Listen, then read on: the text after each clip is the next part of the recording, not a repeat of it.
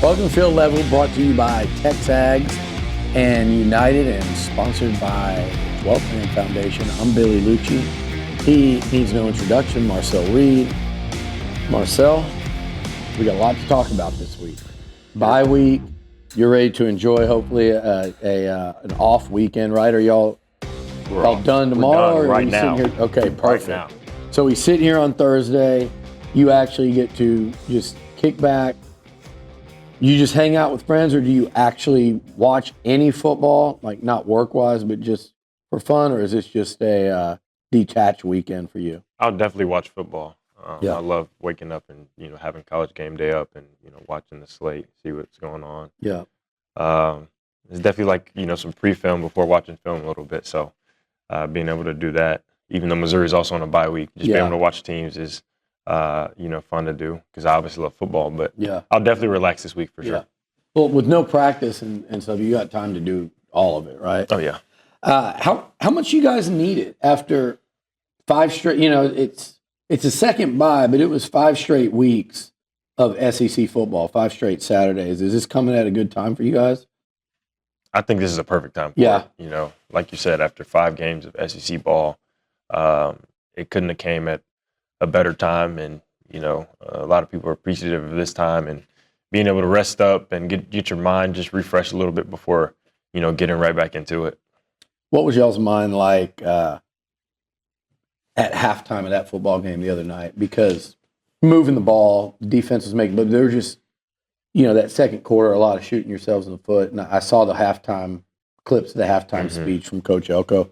What were y'all thinking? Because you came out and it was like all business, all execution, but also a lot of fun. I mean, you guys had a lot of fun out there the other night.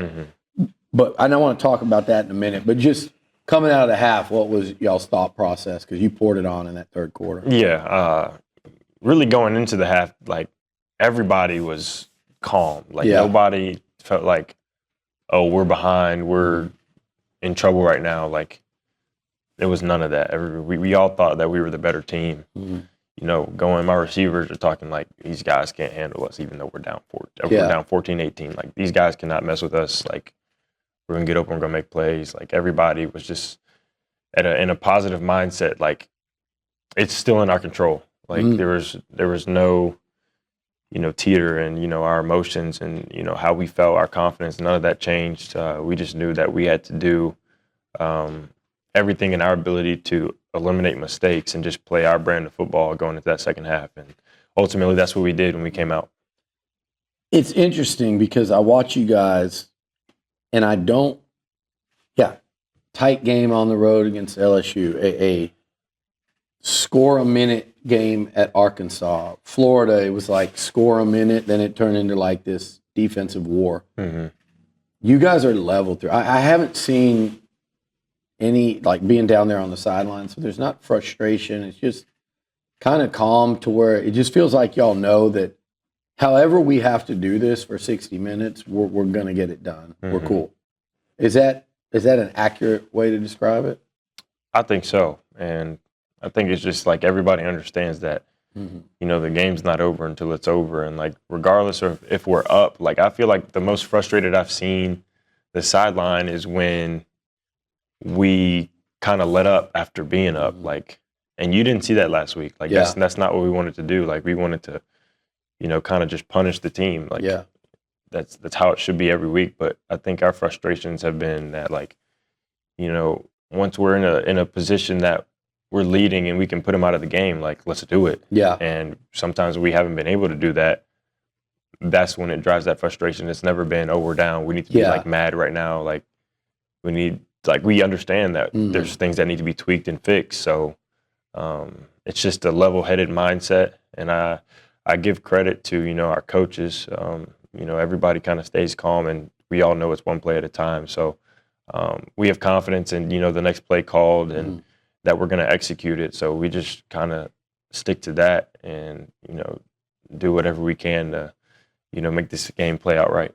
There's execution and there's, this is serious business, but you guys, I said it the other day to KC, on that same field, I remember a team back in 2019 that Elko would remember it too. He was, coaching here. Then LSU put it on A&M. Mm-hmm. It was probably the best team I've ever seen. But what they did was they did all of that, and they were just this explosive kind of unstoppable offense, and then eventually unstoppable team. But they did it, and each week you could see them having more and more fun, playing more and more loose, and they were just a fun team to watch, even though you hated them because they were beating your team, everybody they played. But you had to appreciate how much they were enjoying playing the game and playing with each other. That is something in addition to all the points the other day in Death Valley, that's something we're seeing from this football team.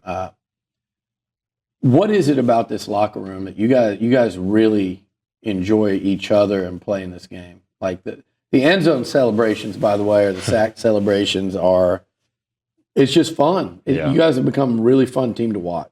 Yeah, I mean, I think it's just our competitive nature. Like over the offseason, like you could tell the defense and the offense knew that we both had good players on both sides of the ball. And it was just like, we go out to practice every day, wanted to compete and have fun. And it was like, it was competition. There was, trash talk every day, but it was like, we're getting better. Mm-hmm. And I think everybody on this team wants to see everybody win, wants to see everybody do well, no matter who's in the game. Mm-hmm. Like, we all want to see each other get to the highest level. So, like, I think, us just, wanting that for each other and, knowing how to get the best out of each other has, pushed us a really long way this season. And like you said, we're just out there having fun at this point. Like, we know what we're capable of and what we have to do to get these wins on the road or at home. And it's just going out there and playing loose and having fun. Like, once you know what you're doing, like, you just go there and play football. Take me through that first touchdown run, opening drive. I laugh because people outside of A&M don't realize that was like you ended one game with a 50-something yard touchdown, and it was a terrible holding call that should have never been called. Yeah. That's just me. And then you start the next game with about the same distance touchdown run. Take me through that play. Did you think there might be a chance to run that, or did you just see that and go? I know they moved that pocket over, and then you just took off. I didn't really think there was a chance to run on that play. Mm-hmm. I knew I was going to be able to run that game. Yeah. But that specific play, I mean, I was just looking for the deep shot. Yeah. That's one of the plays I told Coach Klein that I really liked this week. We've gotten it all in that last week in scout team practice. It looked good against the defense that they were going against, but that specific play, they decided they wanted to kind of keep their safety really high, take away our deep corner, and they had a flat player under, and I kind of got my eyes back, happened to see there was a big gap, and just decided to run. And when did you realize you might score? I mean, when I got through past the defensive line, there was nobody in front of me, and then I'm like, the guys over there guarding the corner route, they didn't see me till I got to about the 25-yard line, and he started running over. I probably could have beat him to the pylon, but I just decided to cut back because they saw me late and they made it over there, so I decided to cut back and tripped up a little, but I made it in the end zone. Yeah, you made it a little more exciting for the highlight. Oh yeah. How good did that after what happened here last year? I mean, I don't think you probably sit around and think about it much, knowing you like I do, but certainly they had a target on you in terms of we have to stop number 10 after what happened. And it was also probably a pride thing as well for that defense. To be able to go out there and I don't think duplicate it, I think one-up it, just the combination of throwing, running, and just the way the offense really played for 4 quarters. But and to hang 49 in that game, how did that feel just to go kind of reinforce to a rival that, hey, in case you thought last year was a fluke, here, because you guys have played some revenge games this year, and you've had a little payback. What was it? Notre Dame, Auburn, but this one was this was different because this is a game y'all won and kind of ran them out of here last year, and to go do that there. How did that feel down the stretch? Yeah, obviously it felt amazing. Getting to 8-0, beating LSU in Death Valley, something we haven't done since we've been in the SEC. Yeah.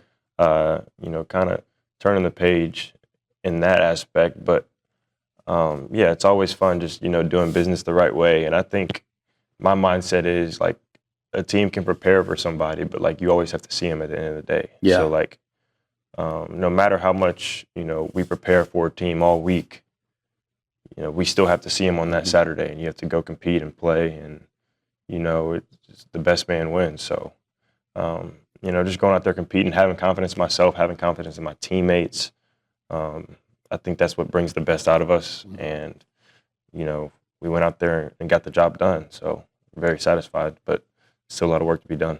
Yeah, absolutely. And that's, again, you go back to, I think that bye week is coming at a nice time. We kind of recalibrate, regroup, everybody get healthy and go.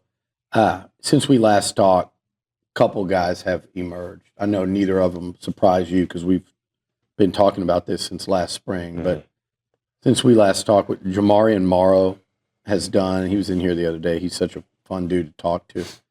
But between he and Ashton Bethel Roman, I feel like it's unlocked. We're in game, we're in the second half of the season now, and you guys are still unlocking on defense. I look at you see Marco Jones and Noah McHale like making plays. I was like, each week there's something different. But on offense in particular, those two guys seem to have really gotten comfortable in the last couple of weeks. Yeah, I think it was just, their time coming. Yeah. Like, those guys stayed patient, came to practice, work hard every day, and, like, Ashton is one of those guys that has always been there for us, has always been, a threat to our defense in practice all the time, and we've all seen it. But now, the entire SEC is starting to see it, and makes them think a little bit when they have to guard a third receiver. Yeah. And then we also have Terry, who's like a sleeper. Yeah, he's gonna. I'm just. Terry's that's happening. Yeah, Terry's gonna have his games too. Like, they got to guard all four, and then like you said, we have a stable of running backs, and Jamarian is just a freshman right now, and he's doing some really good things. He's just a hard worker. Like, he's from Tennessee. Yeah. What can I say? Yeah, he's just one of those guys. Is Memphis Tennessee? I mean, I feel like Memphis to Nashville. That may as well be different states. Nah, but that's what people say. It don't got nothing to do with the sport. That got stuff to do with what go on in Memphis, but that don't got nothing to do with the sport. But he's a dog. He's a real good player, and Troop does a great job with that room, but he's just stayed down, and every time he gets his opportunity, he shines. So, and I wanted a couple of questions on the offense, and we'll, like Nate Borkature. Like, I knew only because I was told, like, hey, it's going to look like a blocking tight end. He's not. Like, he's a weapon. You look now and you see, like, whether it's a last-second touchdown, like you're throwing up a fade essentially to him at Notre Dame. He's running the ball like a 1980s fullback, and then he's a weapon down on the goal line, weapon in the middle of the field. Is that something you realized right away when he came in, and with this tight end position in general? I feel like that's unlocked something completely different. We saw it last year with Theo and Trey Watson, but this year it feels like that position's really taking it to another level for you guys. There's some real weapons in that room for you in the passing game. Yeah, I mean, those guys can do everything. And I think Nate, he's another hard worker. Nate never had it easy. He was a walk-on going into Nebraska. Yeah. He kind of worked his way up to being the player he is now, but he's making the most of his last year. And, Nate, arguably one of the best catchers I've thrown to. Like, his hands are crazy. His catch radius is crazy. A lot of people don't really notice it, but in practice, I mean, I can throw the ball anywhere and he'll go get it. Yeah. One hand, two hand, doesn't matter. But yeah, I mean, we've made a couple packages for him. We like to play the game. Coach Klein's made it a little fun for the tight ends, and the tight ends are just a real fun group that want to get involved in everything, no matter how it is. Like blocking, you can see the excitement of him and Micah and Jurassic and Theo, just, anybody on the field at the same time, putting a double team on somebody, they're going to get excited, headbutt each other, dap up each other. Like, they want to play winning football. And, that's what you need in that room, because a tight end has to do a lot. Catch, run, block, and, like, you have to do a lot as a tight end. So those guys embrace it, and you've seen their excitement on national television. Yeah.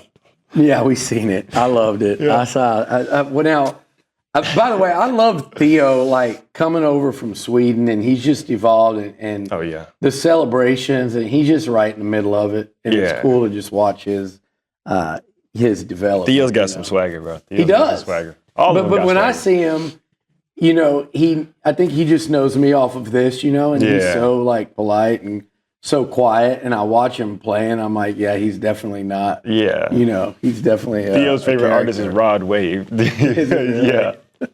Yeah, he's great. Speaking of great, this offensive line, and like, I think if they gave out the Joe Moore Award right now and through 8 games, they may as well skip everywhere else and bring it right to College Station. What is it? I guess the best way to ask you, you're playing quarterback, you're on the field against these SEC defenses, these top 10 teams. Can you tell there are points in the game where this offensive line is just taking a physical and mental toll on the opponent? Are there points in the game where you go, yeah, we've got them ready to tap out? You can see it. I mean, like, there's definitely points in the game where, like, people just, I feel like they don't want any more. Like these guys are physical. They love being physical. Like, and they have fun with it. Like, Mark and Armage celebration, you know, pregame to postgame. Like those guys, and then you got Chase Basantis coming at you, who's one of the strongest people I've ever seen in my life. Yeah. Chase is a silent assassin, but, like, he might talk a little smack sometimes here and there.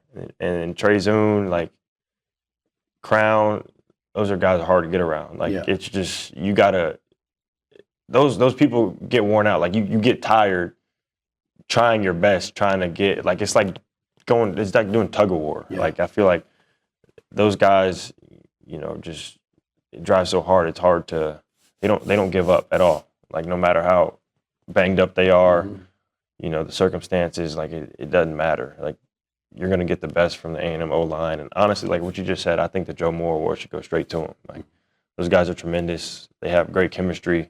They communicate well.